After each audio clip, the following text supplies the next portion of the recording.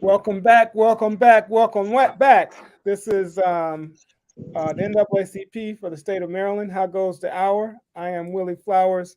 Happy to be back on the scene again for this Friday at 1 o'clock. I look forward to this day, this time, and this hour to talk a little bit about what's going on in the world, in the country, and in this state. It makes me very proud to put the NAACP in the forefront of all this and to let you know that we are on the call, on the watch, and ready to do the work that we were sent here to do. In the nation, I know everybody has heard about the passing of Queen Elizabeth. Um, uh, Rest in peace. Um, but it's complicated. It's very complicated. I won't spend much time on it because the sister has moved on, transitioned, made her statement to the world. She had time to do everything in the world as a very wealthy lady, and everybody, Black Twitter has gone in on this lady, and every single way. It ain't just Black folks; it's everybody has an opinion about her transition and what it meant. According to everything, she was in power for 70 years, I think, and was a very old lady. But I'm going to close it up because it's simple to me. I don't, it's not my role to kick dirt on the dead, not my role to pee on her grave or to spit on her grave. But I will say this: she had 70 years to make things different for the royal family, for Great Britain. 70 years to pivot to something new and different. Some people say she did, but as a Black African person who is, I'm inspired by liberation of Black folks. And a lot of the colonies that the British government, the British Empire oversaw were Black countries. Not only were they Black African countries with a wealth of resources until this day, Great Britain went into a lot of these countries and took everything. They took the gold, they took the land, they took the people. And all I have to say about the Queen is that she had time to correct all that. And I don't see where she spent a lot of time talking about racial justice. I don't see where she spent a lot of time talking about love for everybody. And I certainly don't see any evidence of them giving back the gold, the land, and the resources from any of these African countries. So I don't have anything bad to say about the sister. I hope she rests in peace. But I will say that in all that we do, especially very powerful people, if they can take one day to redirect this thing that has been messed up, a lot has been messed up as it pertains to Great Britain and her when she got into power. I'm just saying that she didn't spend any time saying, I'm sorry. Here's your gold. Here's your land. Here are your people. And so I guess that's the message to King Charles. He has an opportunity to do the same thing. Same thing with his son. I think his name is William or whatever their names are. If they can do the right thing for the people and, basically redistribute what they have stolen over the years. And so all I can say is rest in peace. She had an opportunity to do it. She didn't. Now, nationally, we got a lot of stuff going on in our country. We talked about the reality of what was going on in Jackson, Mississippi last week. Hurricanes coming and all this. And quite frankly, I try to pivot to something positive because when you turn on any site, negative news galore. So I'm trying to fight to figure out solutions and to make things better for people so that we can have some light instead of this darkness. So we're going to spend a little time on that today. So the national news is the national news. You can pick your poison on what is a good or bad. But I had an opportunity to go to Philadelphia this past weekend, and I met for the first time. I have been following Michael Africa. If anybody knows about the MOVE movement in Philadelphia in the late 70s until 1985 when the bombing happened. And the beauty of the MOVE movement was that they created a community for Black folks for their liberation. And the reason I bring that up is His story continues. Michael Africa was one of the babies. If anybody knows about Move and the community they built, when you joined Move, you may have had a name like Flowers, but when you became a member, you changed your name to Africa. Everybody in the community was Africa. Well, Michael Africa was not a person who converted or changed his name. He was born in it. And him and about 30 other young people, it was a lot of young people, but 30 that were born before him were the first generation of the Move movement who have the name Africa. He's doing some tremendous work. He did a documentary where I was first introduced to him. He did a documentary about his parents when they were in prison, pretty much his entire life until he advocated and lobbied to get them out. He did get them out. And he's been doing work ever since. He has a beautiful story. I hope to have him on this show. Hope to have him in Baltimore at some point. But the reason I bring it up is that the Move movement created a movement for the liberation of Black African people with no shame about what people thought about them. But because they built that movement in Philadelphia, and let me highlight here that in Philadelphia, when you go there, they talk about all of the people who came to Philadelphia from Germany, from other parts of Europe. They came to be free and liberated. And that's all of the mile markers, the historic signs speak that language about the Irish, about Jews, about Quakers.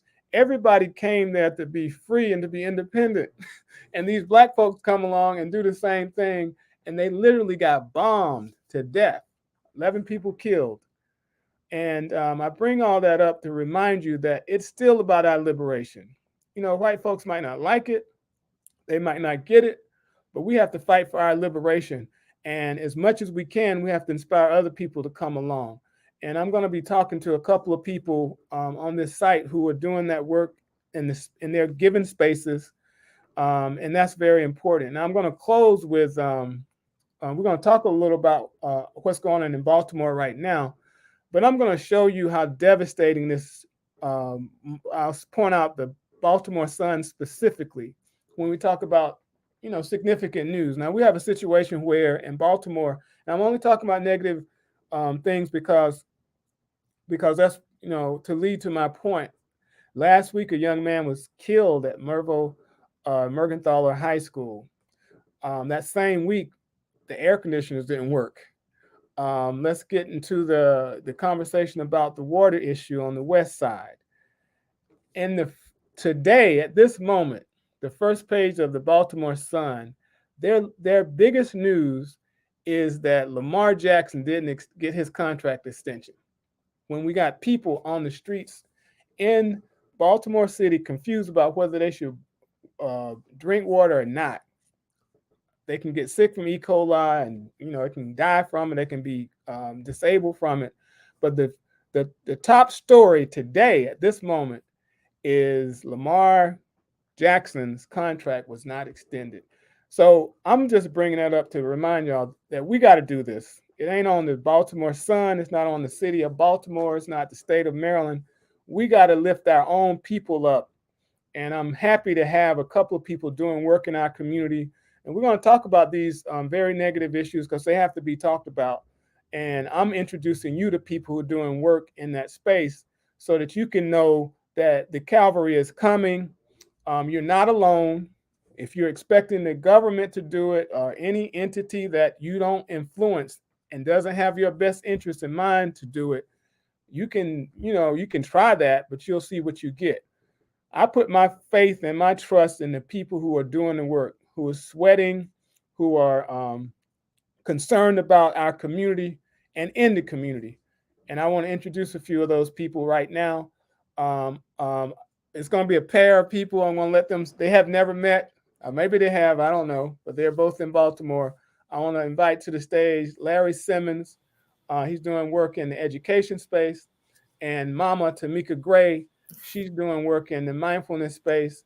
And I love both these people. So if I get out of hand with my affection and admiration, all that, I'm using those positive motivational words for a reason.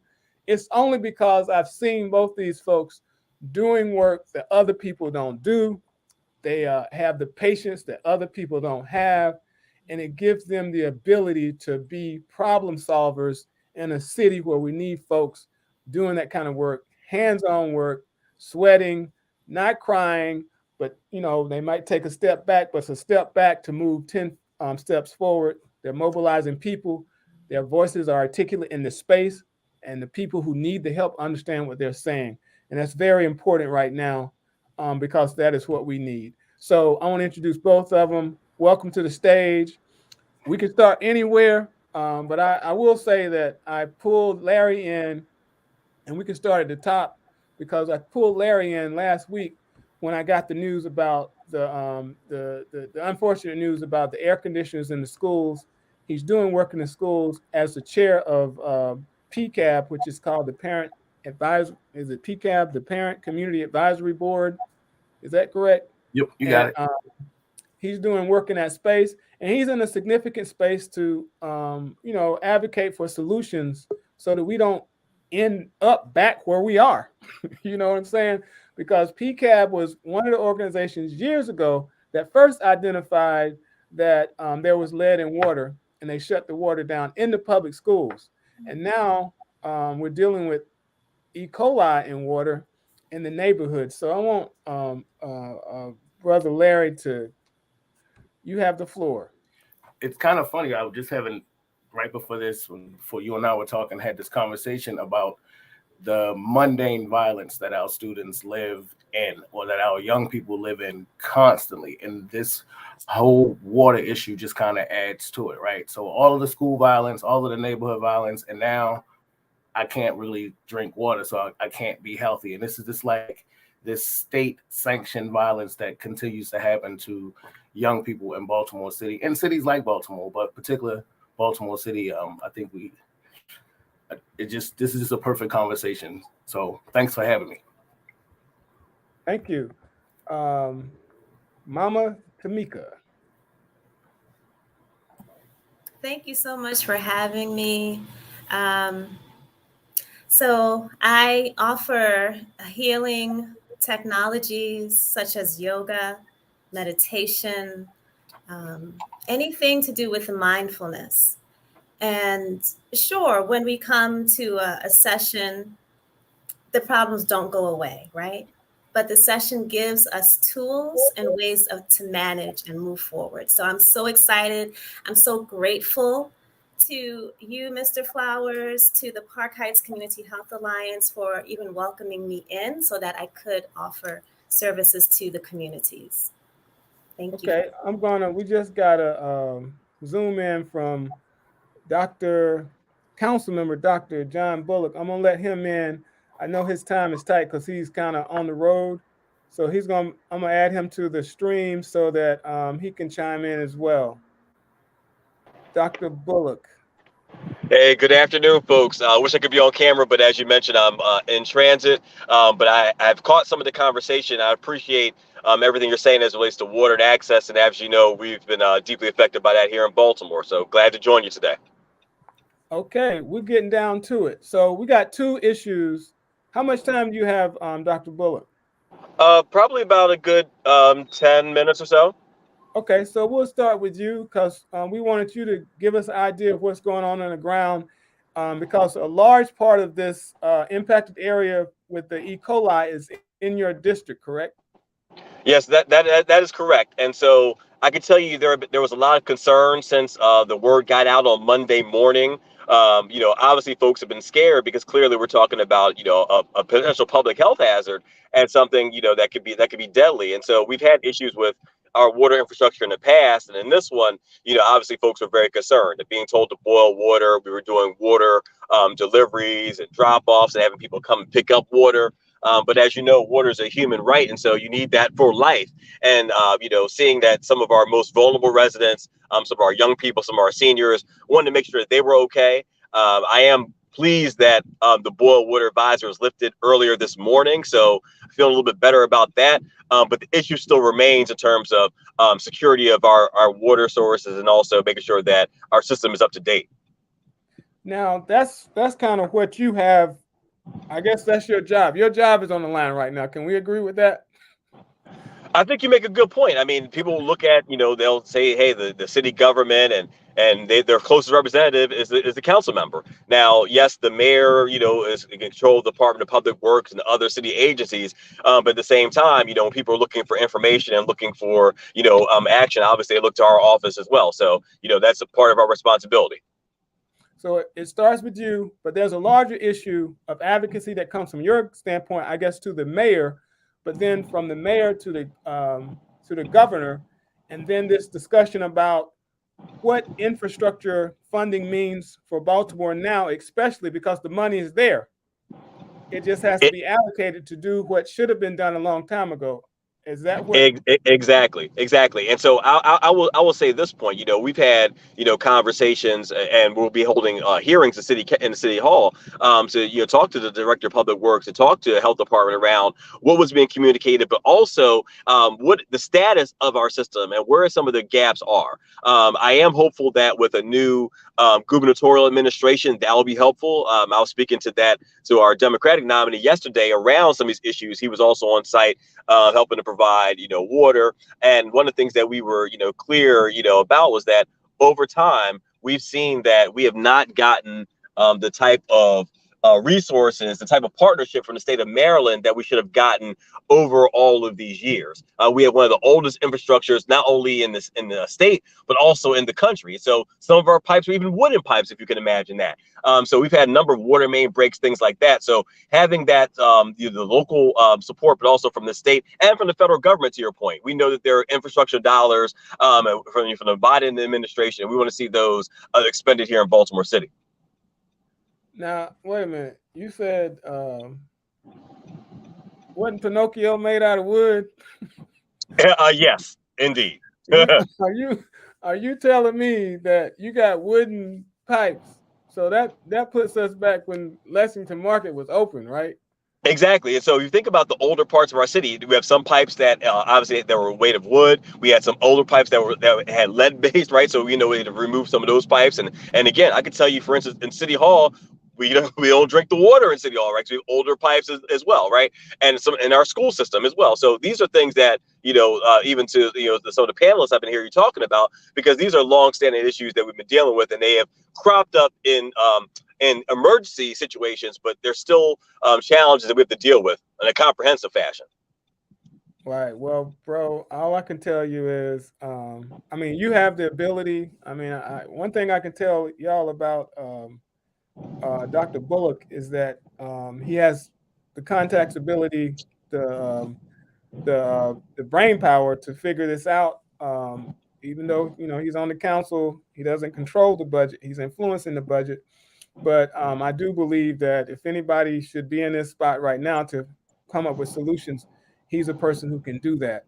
So I wish you luck with that, man. I do want to say that I was in your hometown this past week.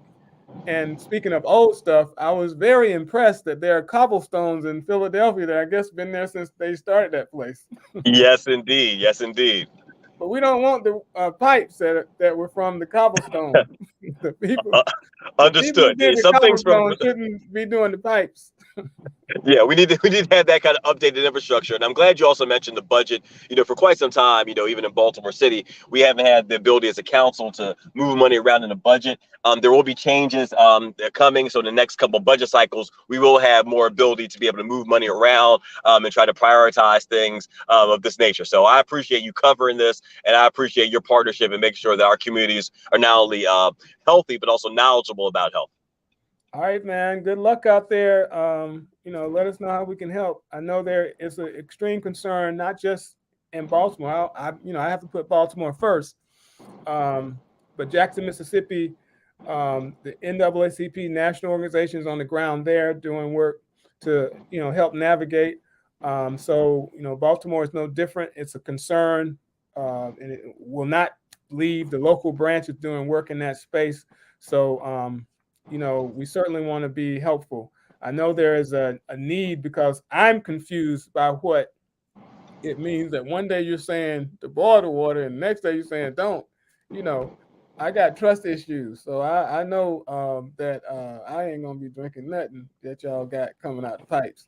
I understand. I'll go ahead and tell you that one. So Understandably so. But I do, I do think there's room for significant community outreach.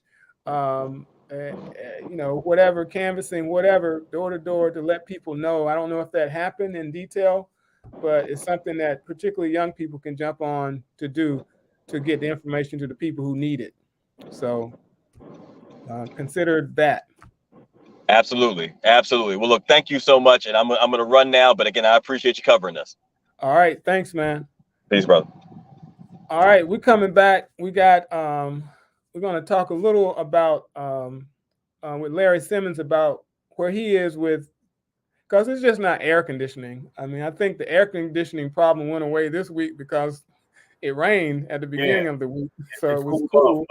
But Councilman Bullock really he was hitting some points, right? Like, it's not just, like you said, it's not just schools and air conditioning. It's also the city's infrastructure. It's also the libraries and buildings that young people are in beyond school, right? I was talking to some folks at Enoch Pratt, and if you look at some of the branches that are in our community versus the branches in like Govans or Roland Park, you can't do anything because you're sweating the whole time because the air conditioner's not working, right? Or it's just constant traffic, or it's this, bleeds right into the two cities, the tale of two cities of Baltimore. But moreover, it's this push and lean on that we have to do to the state to make sure that we're getting our fair share.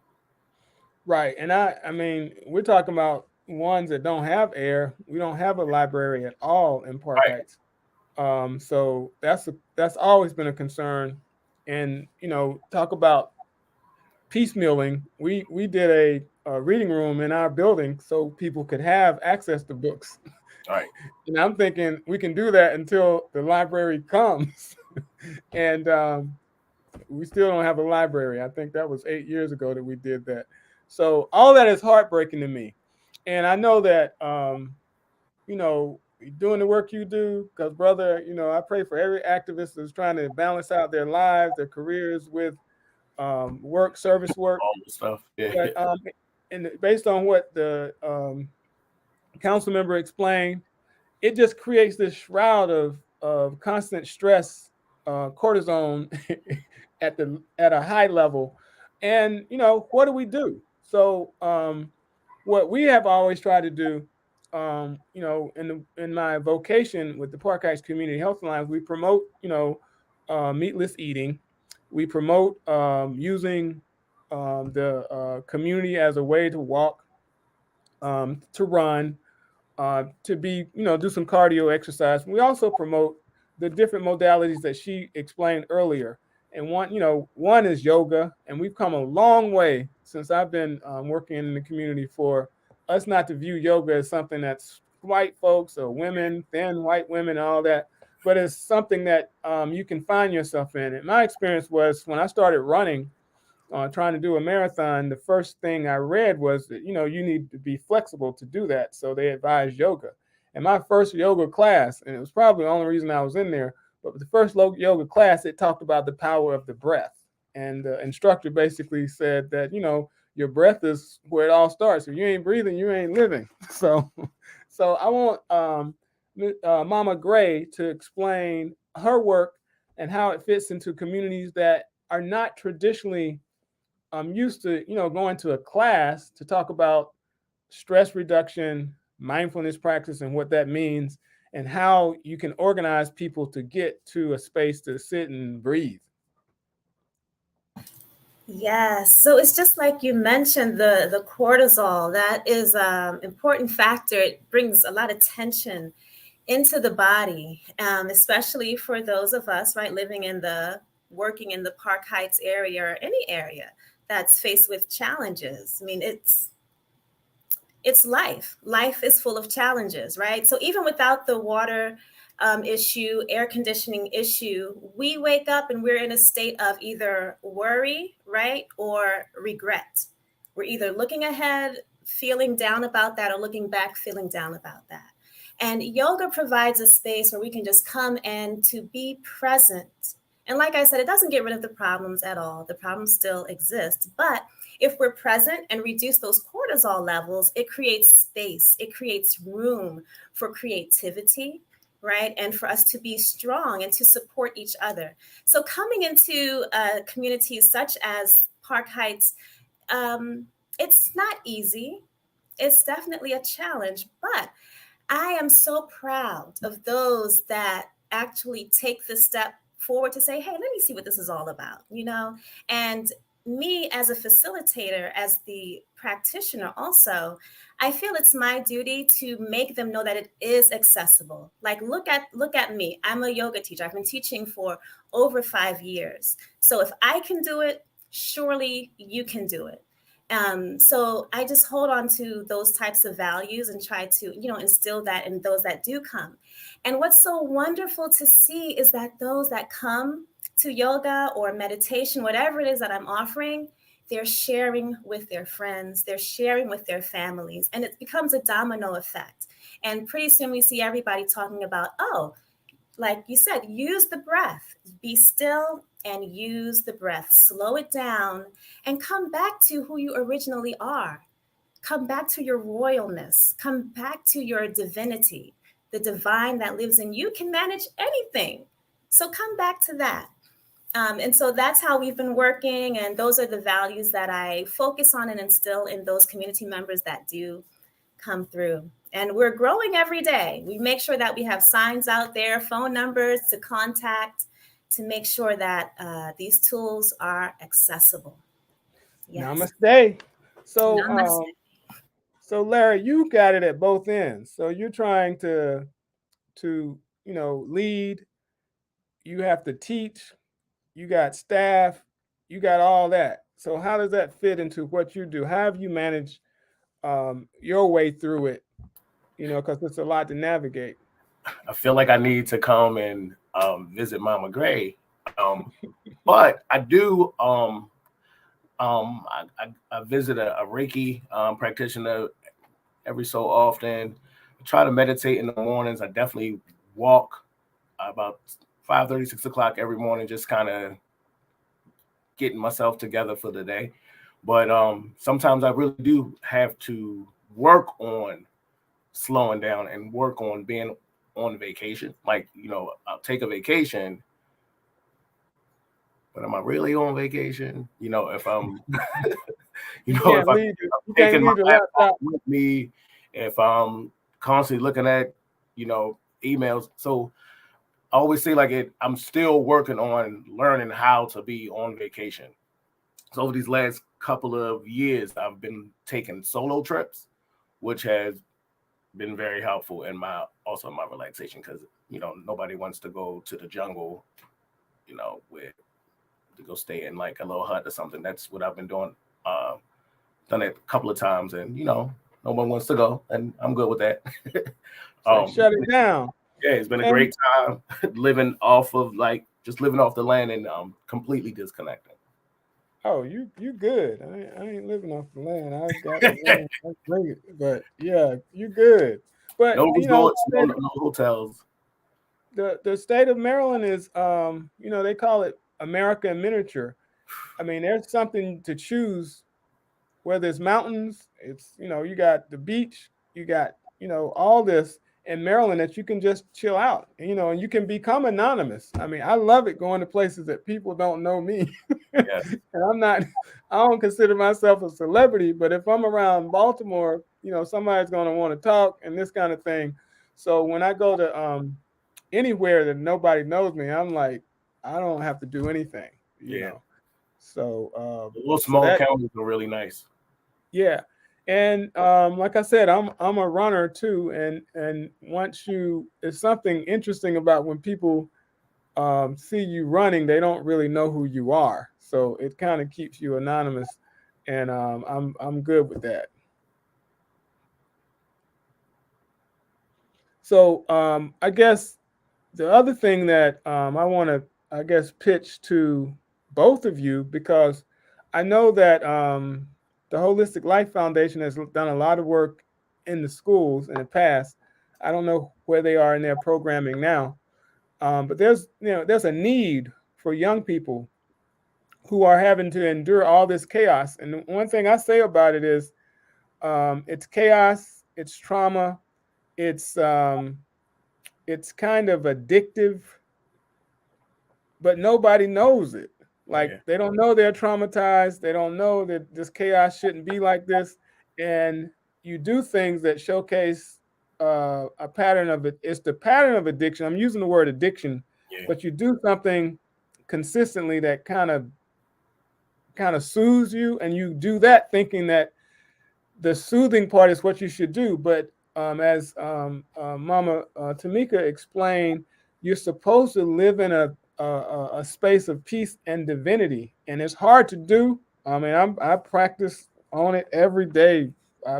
Trust me, it's hard to do, but it is what we should do. When you allow the ego to take control, you almost assume that you're supposed to be responding with a fight all the time. Well, not really, because the fight should not have started. Yeah. So how do you get people to see that they are, positively get them to see, because you're the solution, that they are in a state of trauma and that they are in chaos, and you don't have to be? Well, I can start to speak to that for sure. Just practically, every class, every session starts with just checking in. Don't even control the breath. Don't do anything with it. Don't try to control the body. Just notice. I mean, how many of us stop throughout the day to just notice how we're feeling? We ignore our feelings so we can push through, right, and get things done and help people. And that's how we come to be burnt out, right? But that's how we start our session. Placing the hand on the heart. Connect with the heartbeat. We all have a heart that's beating. You can connect with that so that you can kind of see, okay, well, this is where I was when I first came in, right? And this is where I am now. I like where I feel. I like how I feel where I am now. So how can I leave and sort of carry this with me? And so that's how we sort of progress throughout the sessions. We're always talking about things like intelligence, emotional intelligence throughout the session, right? Because when we're faced with difficult times, a lot of times we take it out on other people. We push the anger, right? And this causes the arguments, this causes the fights, the breakups, and all of these things that we see when we really need to be coming together. So again, we start the session with, hey, how are you feeling? Check in with yourself. That also instills compassion, not only for yourself, but for others. And no, it's not easy. I teach this, I live it, I breathe it, and I still at times find myself falling off balance, falling out of, the place where I want to be. But it is something, right, that we should be absolutely doing. So I think when they come into the session, they check in where they are, they find how they can feel while moving through. And then it's like, oh, you know what, that behavior that I was exhibiting or those feelings I had before, that's not really good for me. So that's how we bring that awareness. Now, Brother Larry, well, I forgot to announce, this brother has just been awarded the Robert Wood Johnson Foundation. What is it? They haven't made it. They haven't made it public yet. So. It's not public. No. I just outed you. So, but the point is, after the meeting that I have right after this with them, then we can talk about it publicly. Well, I bring that up is that you have a lot of connections to influence how, particularly young people, because when I hear that a child, and that's, I'm sorry, the teenager thing is cool, but a child went into a school. I don't know the details of what happened in this situation. So a young man, a kid, right? Right. Went to a school and shot another kid during dismissal. And it's kind of crazy over the last couple of, maybe I'll say that we kind of, even in this later part of the summer where the 9-year-old boy killed the 15-year-old girl, right? Because he was mad at her brother. So in the space kind of what Mama Gray was talking about, and the way that we kind of work is really one, helping folks to all all understanding we're all living in a space of trauma. Like that's something that we all kind of carry. And to really help young people is sometimes we have to, and what we've done with like within the school system is really to kind of connect with those folks in the community versus regular school staff, right? So these folks who really are connected to young people who live in the neighborhoods and who are trusted, brothers and sisters, right? And so schools in the district have partnered with those types of organizations and bringing those folks in to help. But I believe that we had an opportunity coming out of COVID to really get uncomfortable and to really think and to rethink how we value Black children in Baltimore City. And we didn't, right? We came back doing the same old thing, right? Buildings ain't ready, heat, cold. So like 2 weeks ago, they were hot. A month from now, they're going to be cold. So like we really have to take this time to really rethink how we value young people and how we partner with them in their own success. And the work that we've done with Nobody Asked Me, we've had direct conversations with young people where they're telling us what they want, what they feel like is going to work for them, and it's not happening. So the study really kind of talked to young people and their families between the ages of 14 and 25, and really kind of listened to what they thought about the systems and services that are in place that are supposed to serve them. But as somebody who's working with young people, I also can identify and acknowledge the hamster wheel of need that they're on and that we as service providers are constantly on as well, right? But like I said earlier, when folks begin to get uncomfortable and we move young people out of this constant space of need, right? When we begin to provide the right services, the things that they're asking for, the things that's going to keep them coming back and then they're gone, right? You don't want to create these. We've created such an enabling system that our kids are going to always be in need until somebody, all of us, become uncomfortable and be willing to give up our seats, right? Like you're not a social worker for forever, and that means you haven't done your job, right? If you keep seeing the same client over and over again, have you done your job? You haven't. But the system that we work in is so set up to keep all of us in that space. So the groundwork that my folks are doing and that we are involved in is amazing. But what has happened with Nobody Asked Me, we've been able to connect groundwork and policy work, right? Using data to support the work that community organizations are doing to push on state policies. So like Councilman Bullock said, I'm really excited about the opportunity that we hopefully have coming in with this Democratic candidacy. Well, I'm gonna just say that we can't expect them to do it all. We gotta advocate. Yeah, we gotta advocate. Now, one thing that I've had to observe, and I didn't really have this experience growing up where I did in Alabama, because pretty much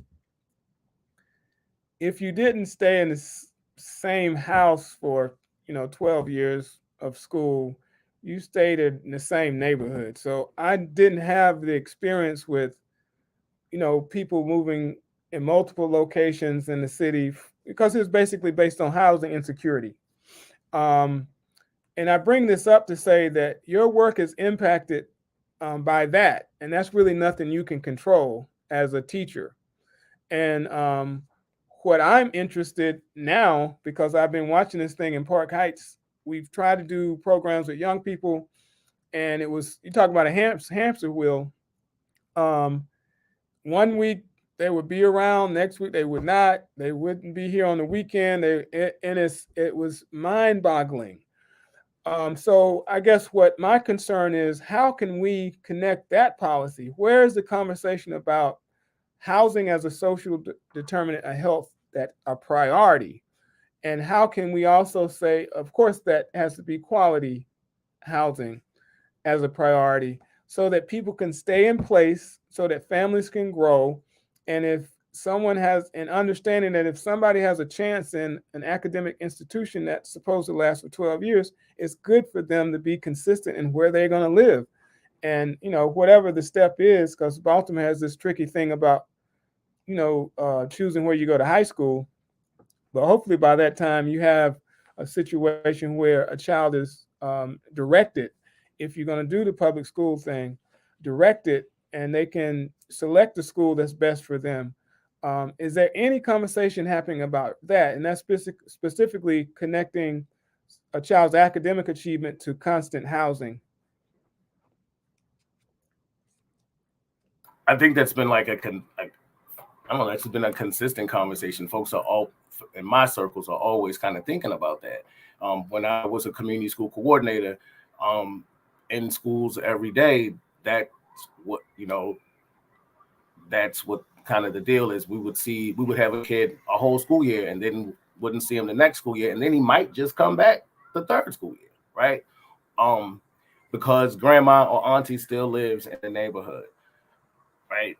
I think that housing security is aligned with so many of the issues. I mean, working with principals trying to understand students' chronic absenteeism.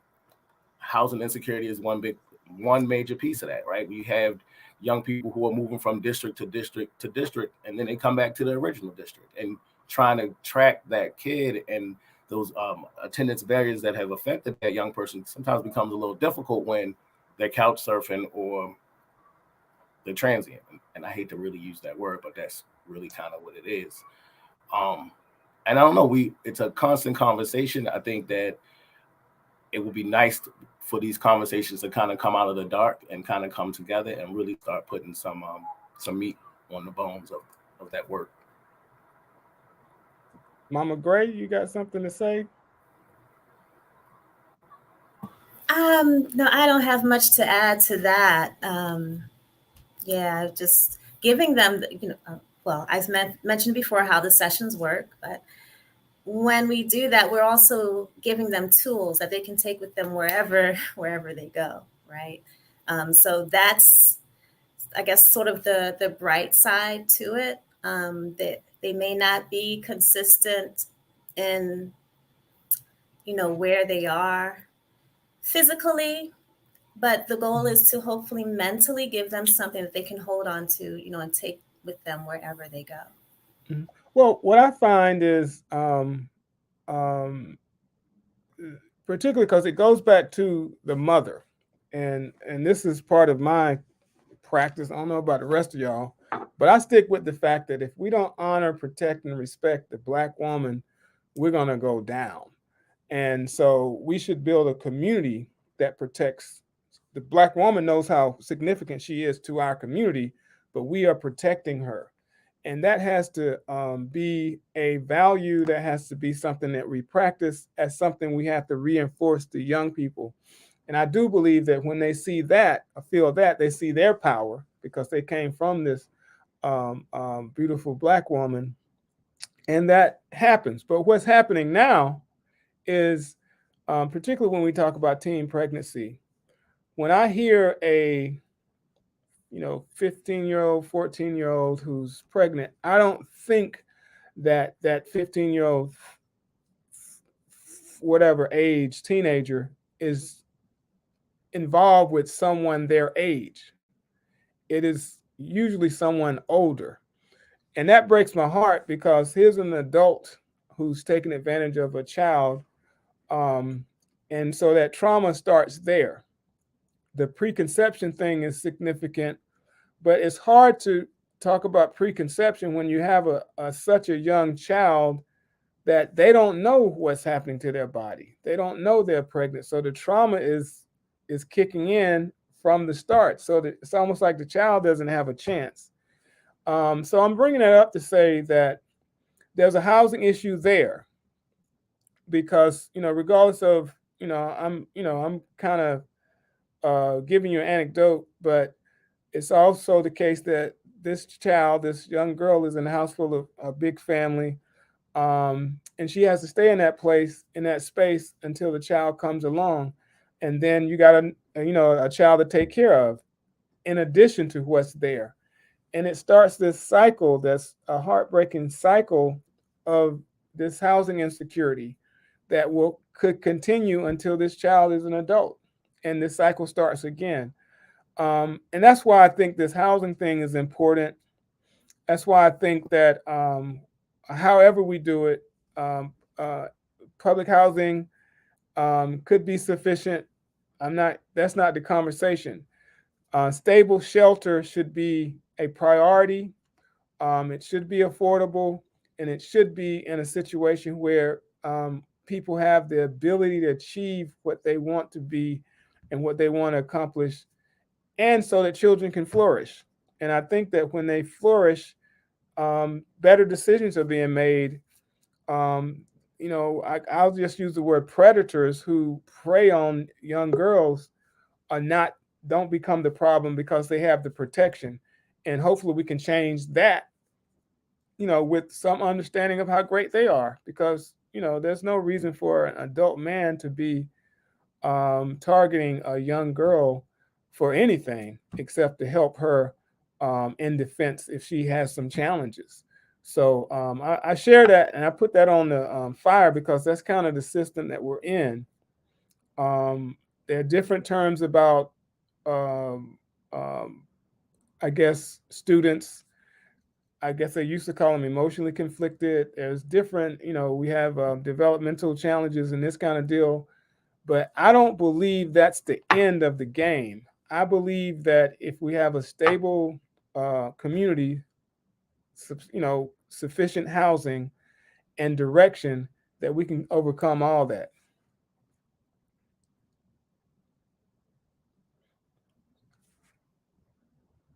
So I guess I'll put that on the table for discussion, and how we can navigate it. Because I guess I'm pitching to both of you, but particularly Larry, about how we can collaborate to talk about sufficient housing for young people. And if there are any examples, I know that Restoration Gardens, they opened a facility not far from here specifically for young people who had graduated from high school but were kind of on their way. There's like this gap between high school and 24, 25 that they captured to give them opportunity to get stable and basically to avoid being homeless.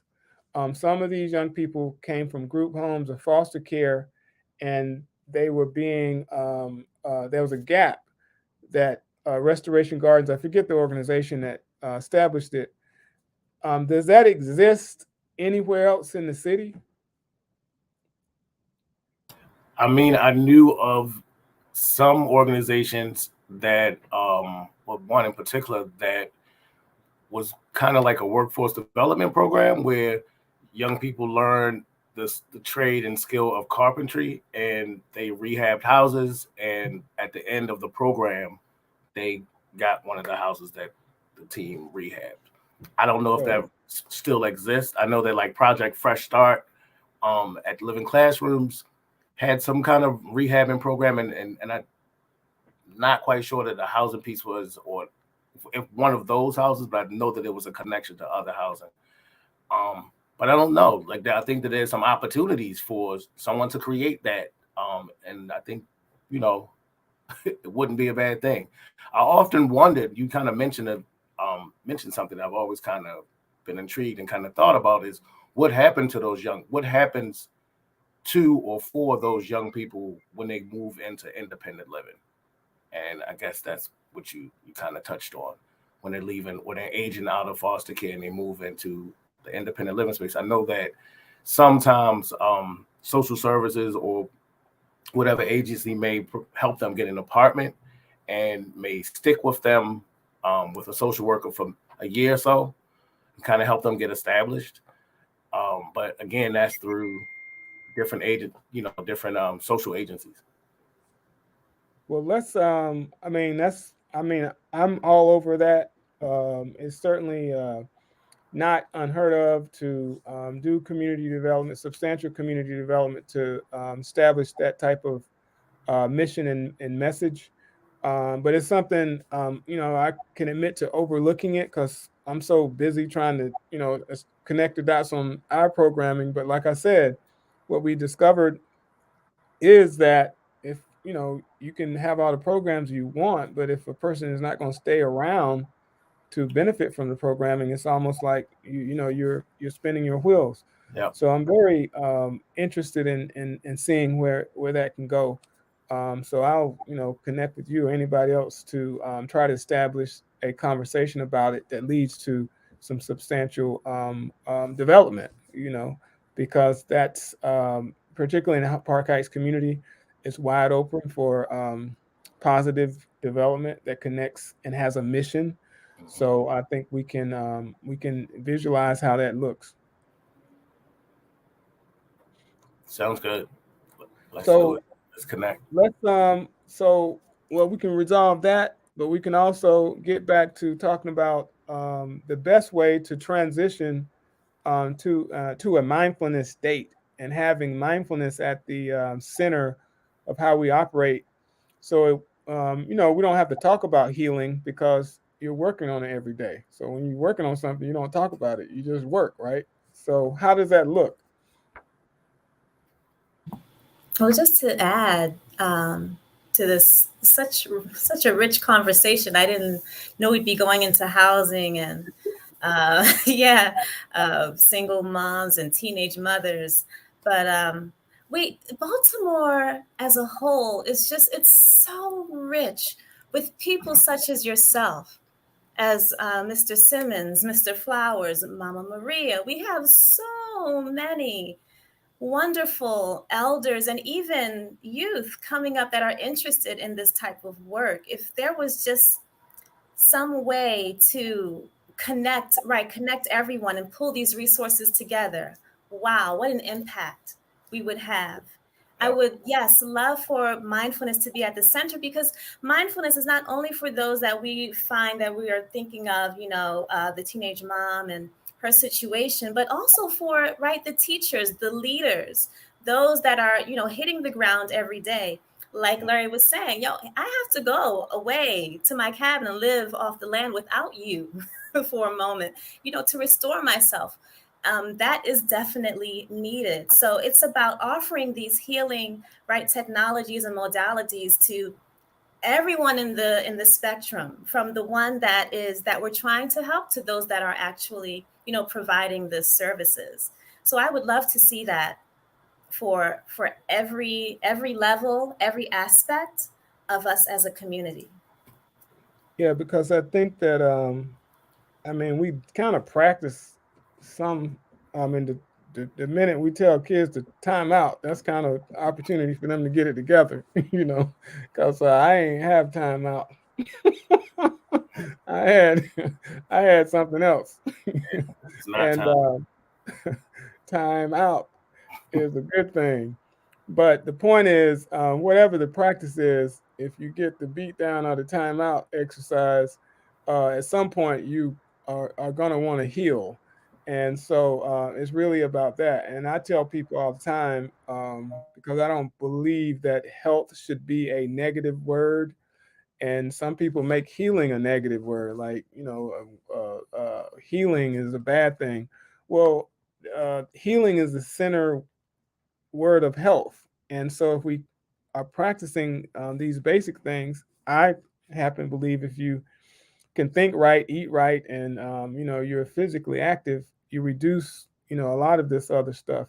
So so I think that's what we should share. That's like something that beyond praying, and they teach us to pray for what we want, but beyond that, we're not sharing this type of stuff with young people, in my experience. So I had to learn to do that as an adult, So I want to trigger that before. I think we should trigger that before the children are adults, or are they hardened by their experiences, and that's a lot of what I see happening in the city. Because, like I said, if the ego can take over and tell a young person to use a firearm, to literally kill someone, I don't think they really understand the power of that firearm and what that means. If you even pull it out, you know, there's a chance that you're going to be imprisoned. And I just have to believe that we can get them to understand what the ego means versus something, the ego versus divinity, as you explained earlier. Absolutely. And you brought up a really good point about the other aspects of our beings, right? The food we eat, the water that we drink. It's interesting. I was teaching yoga to inner city youth that play basketball. And, you know, I would ask, you know, what did you eat today? Are you drinking water? And usually the response is, you know, I had some chips, I had some cake. No, I didn't really have any water, you know, and these are athletes. So imagine those that are not even using their body to physically compete in something, how they're being affected. And that all makes up who we are, right? We're not just an aspect of this or an aspect of that. It's the whole body as a complete being. And the food that we eat, the water we drink is also yet very important. That's the starting point. Well, we're down to the 3 minute shot. I want to give both of you an opportunity to tell them what you're doing, how you're doing it, and how they can connect with you, and we can close this thing out. Who wants to go first? All right, thank you. So I teach yoga, meditation, specifically every Saturday at 10 a.m. It's a beginner's class. Everyone is welcome. We have elders, we have youth there. So please come to that. I have a business called Victorious One, so you could look for that as well. And then we have meditation on Mondays. That's totally free to anybody in the community. Mondays at 6 p.m. And then we have another yoga session, which is yin yoga, and that's at Wednesdays at 6 p.m. I am here to serve, though. So if there's something that you think of that I'm not offering, please let me know, and I'll be happy to bring that. And again, my name is Tamika Gray. You could reach me at 443-894-1720. Thank you so much.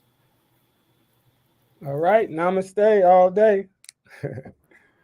And again, my name is Larry Simmons. I am the chair of the Parent and Community Advisory Board and also the director of community engagement for the Nobody Asked Me campaign. I serve on a couple of different boards in the city. And you can check me out at nobodyaskmebemore.org. All right. All right. I want to thank both of y'all for taking the time to come in here.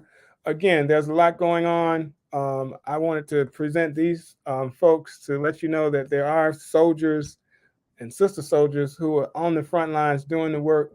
And if you connect with these people, whatever work you're doing can be made better just by being in their space.